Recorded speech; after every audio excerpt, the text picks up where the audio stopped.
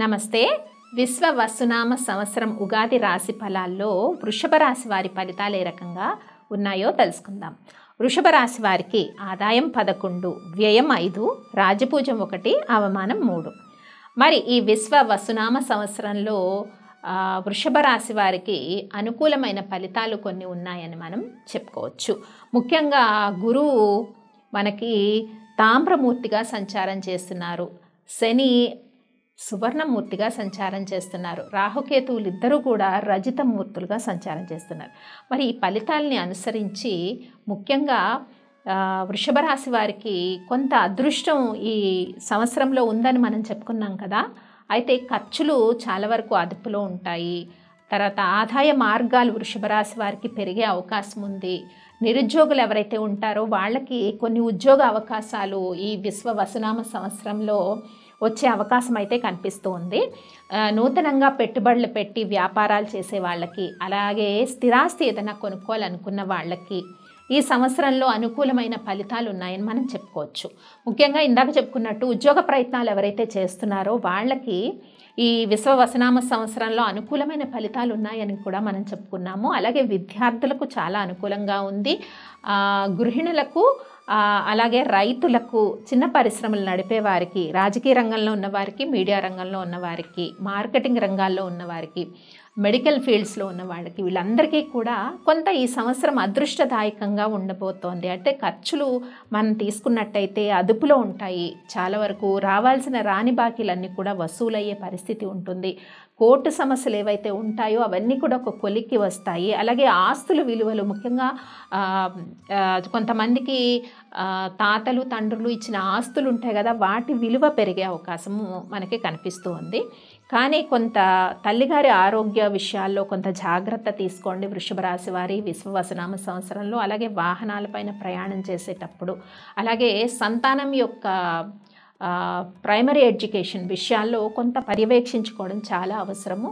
అయితే ఎవరైతే promotions, transfers, increments ప్రయత్నాలు చేస్తున్నారో వాళ్ళకు అనుకూలంగా ఉంది. తర్వాత ఆన్లైన్ వ్యాపారాలు ఎవరైతే చేస్తున్నారో సో అటువంటి వాళ్ళకు కూడా ఈ వృషభ రాశి వాళ్ళకి ఈ సంవత్సరం అనుకూలమైన ఫలితాలు ఉన్నాయని మనం చెప్పుకోవచ్చు. ముఖ్యంగా వృషభ రాశి వారు ఈ సంవత్సరంలో అక్టోబర్ మాసంలో కొంత తీర్థయాత్రలు వెళ్ళడము, దూర ప్రయాణాలు చేయటము, అలాగే ఎవరైతే విదేశీ ప్రయాణాలు చేయాలనుకుంటున్నారో విద్య కోసం కానీ, ఉద్యోగాల కోసం కానీ, తీర్థయాత్రలకు కానీ, లేదా విహారయాత్రలు కానీ ఇలా వెళ్ళే వాళ్ళందరికీ కూడా ఈ సంవత్సరంలో అక్టోబర్ మాసం అనుకూలంగా ఉంది. ముఖ్యంగా మనము జూలై, నవంబర్ మాసాల్లో మనకి శని భగవానుడు రెట్రో స్టేజ్ అంటే తిరోగమన స్థితిలో ఉన్నప్పుడు కొన్ని రకాలైన ఇబ్బందులు వృషభ రాశి వారికి ఏర్పడవచ్చు. ఎలాంటి ఇబ్బందులు ఏర్పడతాయి?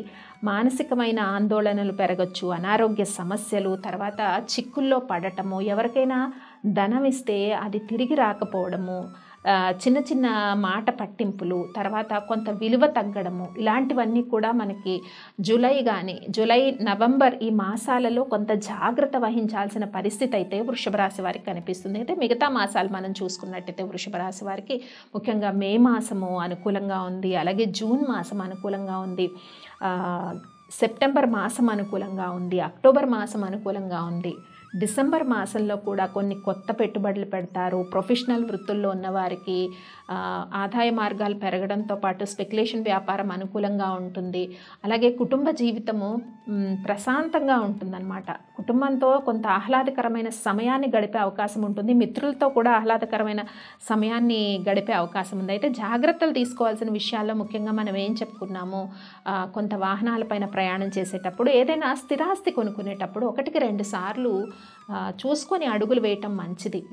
మనం ఒక రకంగా మనకి రాహుకేతువులు చెప్పుకున్నాము, రజితమూర్తులుగా సంచారం చేస్తున్నారు కాబట్టి ఆ విషయాల్లో కొంత మీరు చూసుకొని ముందుకు అడుగులు వేయడం మంచిది. ఎవరికైనా మనీ ఇచ్చేటప్పుడు కూడా జాగ్రత్తలు తీసుకోవాలి. మరి ఇవి విశ్వ వసునామ సంవత్సరంలో ముఖ్యంగా చేసుకోవాల్సిన పరిహారాల్లో వృషభ రాశి వారందరూ కూడా కొంత రావి చెట్టుకు ప్రదక్షిణ చేస్తే మంచిది. గురువారం రోజు రావి చెట్టు ప్రదక్షిణ చేయటము చాలా మంచి సత్ఫలితాలను ఇచ్చే అవకాశం కనిపిస్తుంది. అలాగే గోవింద నామాలు పఠించుకోవటము, గోవిందనామాలు, వెంకటేశ్వర అష్టోత్తరం ఇవన్నీ పఠించుకోవడం వల్ల, అలాగే గణపతి ఆరాధన చేయటం వల్ల కూడా మంచి శుభ ఫలితాలు ఉంటాయి.